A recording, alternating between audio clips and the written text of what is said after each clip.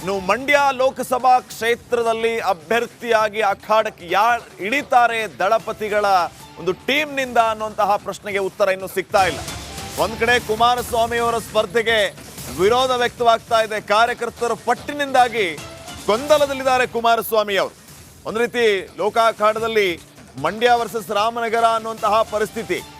ಮಂಡ್ಯ JDSನ ಪಡೆ ಕುಮಾರಸ್ವಾಮಿ ಅವರು ಕಣಕ್ಕೆ ಬರಬೇಕು ಅಂತ ಹೇಳ್ತಾ ಇದ್ರೆ, ಈ ಕಡೆ ರಾಮನಗರ ಚನ್ನಪಟ್ಟಣ ಕಾರ್ಯಕರ್ತರು ವಿರೋಧವನ್ನ ವ್ಯಕ್ತಪಡಿಸ್ತಾ ಇದ್ದಾರೆ.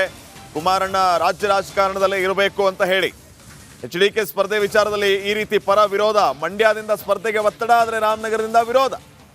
ಮಂಡ್ಯದಲ್ಲಿ ಸ್ಪರ್ಧೆ ಬೇಕಾ ಬೇಡವಾ ಅನ್ನೋ ಗೊಂದಲದಲ್ಲಿ ದಳಪತಿಗಳಿದ್ದಾರೆ. ಕುಮಾರಸ್ವಾಮಿ ಅವರ ಸ್ಪರ್ಧೆಗೆ ವಿರೋಧ ಇದೇ ರೀತಿ ಮುಂದುವರೆದ್ರೆ ಪ್ಲಾನ್ ಬಿ ಅನ್ನ ಕೂಡ ರೆಡಿ ಮಾಡಿಕೊಳ್ಳಲಾಗಿದೆ. ಏನದು ಪ್ಲಾನ್ ಬಿ? ಅಪ್ಪನ ಬದಲು ಮಗನನ್ನ ಕಣಕ್ಕಿಳಿಸುವ ಸಾಧ್ಯತೆ ಅಧಿಕವಾಗಿದೆ. ನಿಖಿಲ್ ಕುಮಾರಸ್ವಾಮಿ ಅವರನ್ನ ಅಖಾಡಕ್ಕಿಳಿಸಿ ಮತ್ತೆ ಅದೃಷ್ಟ ಪರೀಕ್ಷೆಗೆ ಮುಂದಾಗಬಹುದು. ಈಗಾಗಲೇ 2 ಸಾರಿ ಸೋತಿದ್ದಾರೆ ನಿಖಿಲ್ ಕುಮಾರಸ್ವಾಮಿ ಅವರು. ಈ ಸಾರಿ JDSನ ಕಾರ್ಯಕರ್ತರು ಒತ್ತಾಯವನ್ನ ಮಾಡ್ತಾ ಇದ್ದಾರೆ ಅನ್ನುವಂತಹ ವಿಚಾರವನ್ನ ಮುಂದೆ ಇಟ್ಟು ಅವರನ್ನ ಮನವೊಲಿಸಿ ಮತ್ತೆ ಅಖಾಡಕ್ಕಿಳಿಸುವ ಸಾಧ್ಯತೆ ಇದೆ. ನಿಖಿಲ್ ಸ್ಪರ್ಧಿಸಿದರೆ ಓಕೆ ಅನ್ನೋದಕ್ಕೆ ಮಂಡ್ಯ JDS ಕೂಡ ರೆಡಿ ಇದೆ. ಸೊ ಇನ್ ಕೇಸ್ ನಿಖಿಲ್ ಸ್ಪರ್ಧೆಗೆ ಒಪ್ಪಿದ್ರೆ ಇವತ್ತೇ ಅವರ ಹೆಸರನ್ನ ಘೋಷಣೆ ಮಾಡುವ ಸಾಧ್ಯತೆಯೂ ಕೂಡ ಇದೆ ಅನ್ನುವಂತಹ ಮಾಹಿತಿ ಈಗ ಸಿಗ್ತಾ ಇದೆ.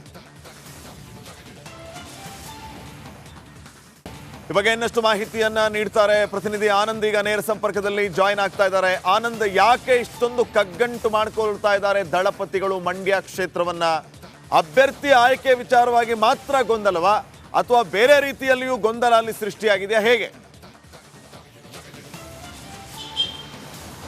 ಶ್ರೀಪಾದ್, HDK ಸ್ಪರ್ಧೆ ವಿಚಾರಕ್ಕೆ ಈಗ ಗೊಂದಲ ಶುರುವಾಗಿರುವಂಥದ್ದು. ಮಂಡ್ಯದಿಂದ ಲೋಕಸಭಾ ಚುನಾವಣೆಗೆ ಕುಮಾರಸ್ವಾಮಿ ಸ್ಪರ್ಧೆ ಮಾಡೋದಕ್ಕೆ ಒಂದು ಕಡೆಯಿಂದ ಮಂಡ್ಯ ಜಿಲ್ಲೆಯ ಕಾರ್ಯಕರ್ತರು ಒತ್ತಡ ಆಗ್ತಾ ಇದ್ರೆ, ಮತ್ತೊಂದು ಕಡೆ ಯಾವುದೇ ಕಾರಣಕ್ಕೂ ಕೂಡ ರಾಮನಗರವನ್ನು ಬಿಟ್ಟು ಹೋಗಬಾರ್ದು, ಮಂಡ್ಯದಲ್ಲಿ ಸ್ಪರ್ಧೆ ಮಾಡಬಾರ್ದು ಅಂತ ಹೇಳಿ ರಾಮನಗರ ಜಿಲ್ಲೆಯ ಕಾರ್ಯಕರ್ತರು ಒತ್ತಡ ಆಗ್ತಾ ಇದ್ದಾರೆ. ಎರಡೂ ಜಿಲ್ಲೆಯ ಕಾರ್ಯಕರ್ತರ ಒತ್ತಡ ಒಂದು ರೀತಿ HD ಕುಮಾರಸ್ವಾಮಿ ಆನಂದ್, ಒಂದ್ ನಿಮಿಷ ಸಂಪರ್ಕ